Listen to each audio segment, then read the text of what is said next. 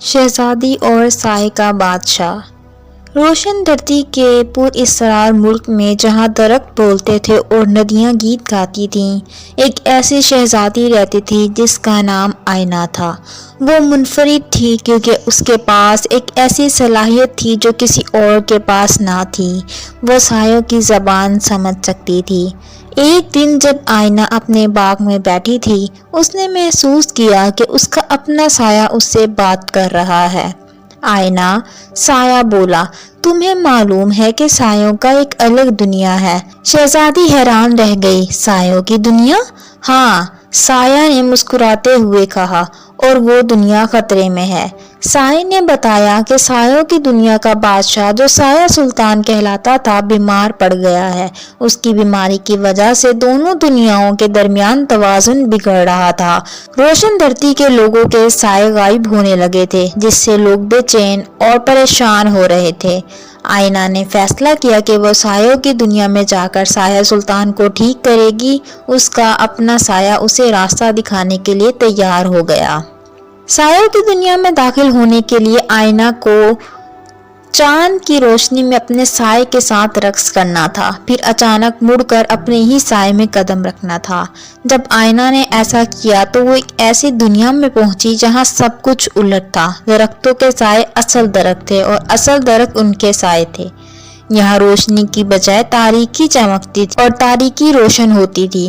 سایوں کی دنیا کے راستے بہت پراسرار تھے۔ آئینہ نے دیکھا کہ یہاں ہر شخص کا ایک روشن سایہ تھا جو اس کی اصل دنیا کے وجود کا عکس تھا۔ سفر کے دوران آئینہ کی ملاقات کچھ عجیب و غریب مخلوقات سے ہوئی۔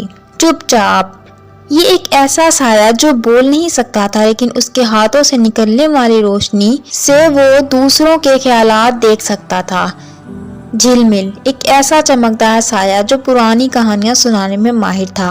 پرچھائی، ایک بوڑھا سایہ جو سایوں کی دنیا کا تاریخ دان تھا۔ انہوں نے بتایا کہ سایہ سلطان کی بیماری کی وجہ سے سایوں کی دنیا کے عکس دریا میں روشنی کے موتی کم ہوتے جا رہے ہیں۔ اگر تمام موتی ختم ہو گئے تو سایوں کی دنیا ہمیشہ کے لیے غائب ہو جائے گی، اور اس کے ساتھ ہی روشن دھرتی کے تمام لوگوں کے سائے بھی ختم ہو جائیں گے۔ آئینہ اور اس کے نئے ساتھیوں نے سایہ سلطان کے محل کی طرف سفر شروع کیا۔ راستے میں انہیں کئی رکاوٹوں کا سامنا کرنا پڑا۔ گہرائی کی وادی، جہاں سائے گہرے ہوتے چلے گئے اور راستہ ڈھونڈنا مشکل ہو گیا۔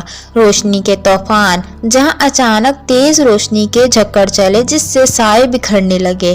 فراموشی کے بادل جو ان کے راستے میں آئے اور ان کی یادیں چرانے لگے۔